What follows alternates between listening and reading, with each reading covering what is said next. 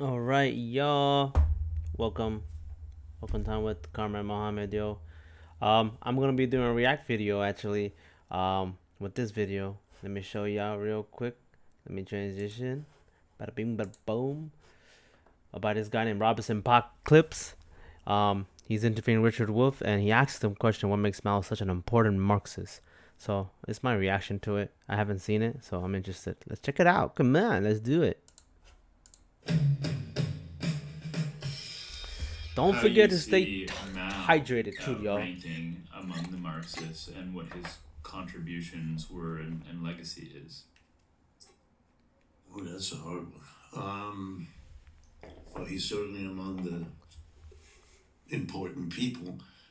More, I don't mean to be unfair to him, but more Oh, Mr. Wolf. because of his role. He brings sophisticated Marxism to China.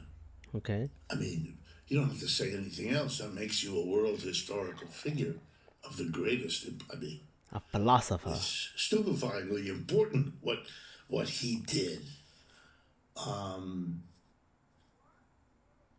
Number one. Number two, his political decision Richard Wolff is has that shaped the professor that you world have in in a class that you way know he's always passionate. He's that white not professor like that's Ram- passionate as hell, Ramsey's got this corpus of but be still work having these liberal on ideas. analyzing But let's culture. hear. Mao didn't do anything like that.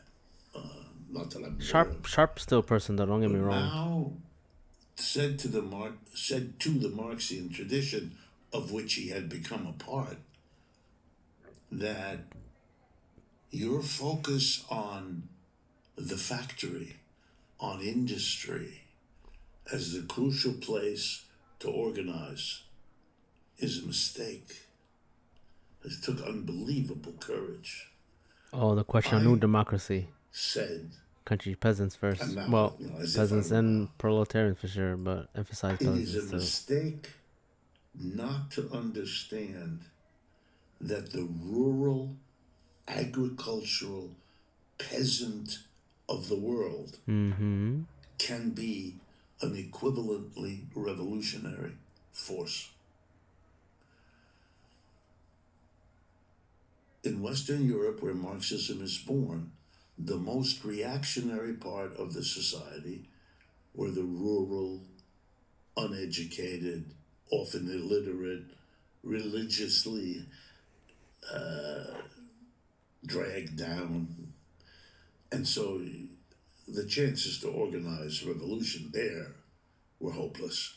And revolutionaries who were themselves typically urban, relatively educated, relatively, they went to work on the workers that were close to them, that Send the they students to the understood, from countryside. which they themselves came, the urban, industrial, and you had this split. Yo, I used to say this thing that you know how we say like how Mao called for to send the students to the countryside. I think for us send the students to the projects in the reservations, in the projects, in the urban poor. Mao is absolutely staggeringly important because he brings the notion of Marxism and Marxist revolutionary anti capitalist mentality to rural areas who didn't have any capital. For them, they were just beginning to deal with capitalism and they already had this enormous push against it.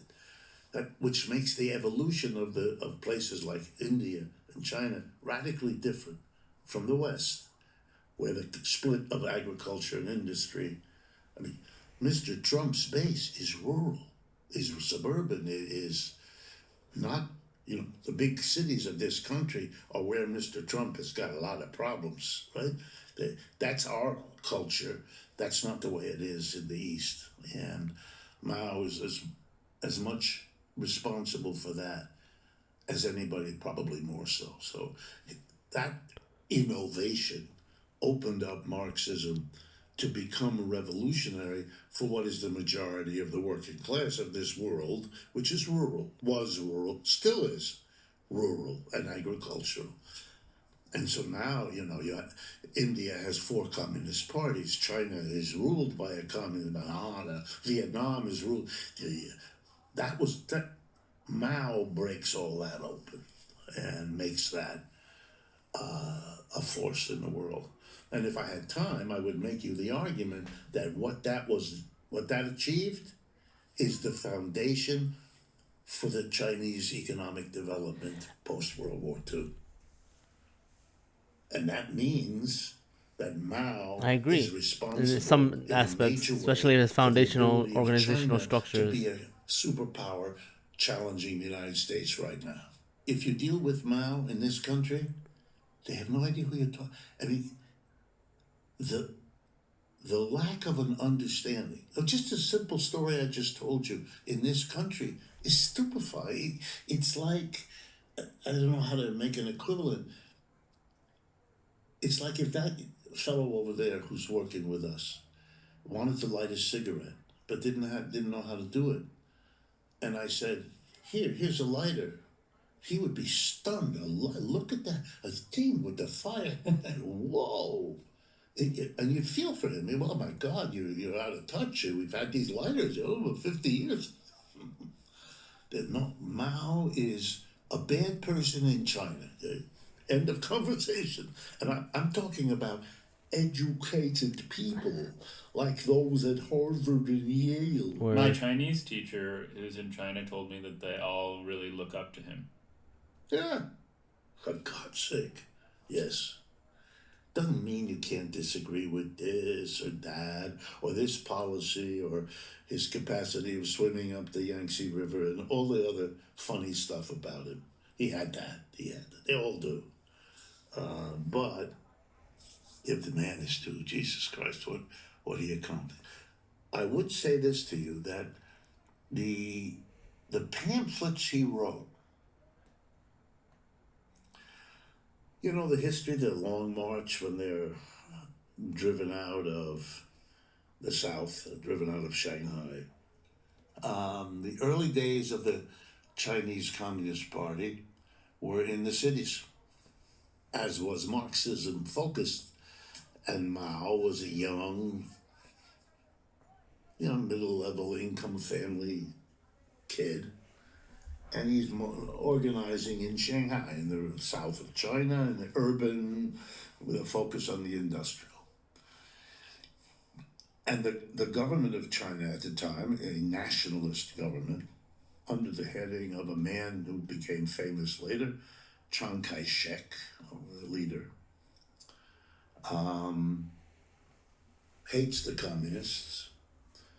He is the expression of the emerging Chinese capitalist class, the entrepreneurs. Mm-hmm. Remember, China in the early 20th century is what we're talking about. This is 1920.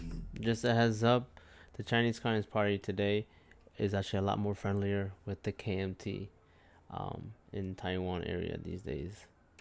Around there, 25. It's just coming out from being a semi-colony. It was never a colony in the sense that Britain owned China the way Britain owned India. That never happened. But along the coast of China, the cities that were interesting ports were snatched by European countries. So you can think of it as China had portions of itself taken over. Hong Kong by the British.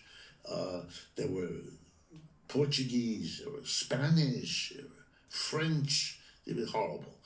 And the Europeans got together and defeated the old Chinese government in something called the Boxer Rebellion, right at the beginning of the 20th century. So China was, as they now say, going through its 100 years of humiliation. That's how it's called in China. And here were some communists who were upset about it. They probably, I don't remember the detail, but certainly from a good number of them, they had left China to become students in Western Europe. They didn't come to the United States in those days. If you were a young, aspiring, middle-classy kid in China in the 20s, you went to Germany, France, Probably that's maybe England. I don't know. I know the ones about Germany because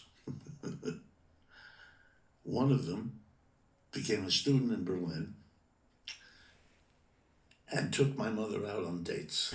Oh, Those I know, and I asked her to marry him, which she did not do, but she thought about it. She married my father, who was not that guy. for which we are all thankful. Yes, I hope so. He wouldn't have been alive. Years later, my mother That went to shit's China crazy how that shit works. to visit, and let it be known to somebody. She didn't even remember who, but she had to get a visa and crap like that. That she knew Wan Pinyan, which was his name. He had by that time become a very high official in Mao's government. When the plane arrives, a black limousine, a mile long, comes out onto the runway. And as she comes down the stairs, they move her to the side. The rest of the passengers go in. She goes into the limousine, and there he is, welcoming her to China. Big moment. That's why I know all this. Chiang Kai-shek murders a whole bunch of them. Sends the troops. They're having a meeting of their little, very small communist party at that time in Shanghai. I'm pretty sure it's Shanghai. And murders a lot of them. But a bunch of them escape. And they then go on a long trek, pursued by Chiang Kai-shek's military, to escape. And they go deep into the interior. And that is called the Long March. If you read any history of China, there will be a chapter in the book on the Long March. Because it was in that period, it took a long time. I mean, I don't know, maybe years. I mean, the Yunnan into the deep interior of China. It's like, I don't know, if Americans had gone at some early point in the 19th century to the wilderness of northern Minnesota or something like that, just far away. And they settled among peasants in this province. And they organized the peasants against their own landlords, built a base, and that saved them from the army of Chiang Kai-shek. And there they built an alternative system, society, putting many of their principles into effect, but also, not being stupid, built an army. Mm-hmm. It's very famous in China. It's called the I don't know the reason why, but it had the funny name, Eighth Route, 8 as in the number, Eighth Route Army. The people, the Red Army, the Eighth Army. Then the Japanese invade China, 1931. Then there's a war between China and Japan, and Chiang Kai-shek now has to stop pursuing the communists because he can't. I mean, they're too strong now in this distant province. Fights the war with the Japanese in alliance with Mao, who's now the leader in this Yunnan. And as soon as the war is over, the Japanese are defeated. They turn on each other, and they have the Chinese Civil War, which goes from 45 to 49.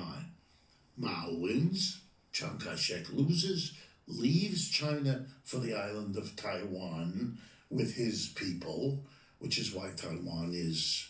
Really? Yeah, that's how that happened. That's the root of that. That's all that's about. And if you want to know why the Chinese would be angry, they won a civil war. They worked together to defeat the Japanese, which they did. Chiang Kai-shek, the discredited, defeated loser of the Civil War, goes to this little island. It's like Jefferson Davis had gone to, I don't know, Staten Island and set up shop. The Chinese think that's their territory, which it is. And that it's their issue to work out, that the United States would decide that this is, that is sheer cuckoo.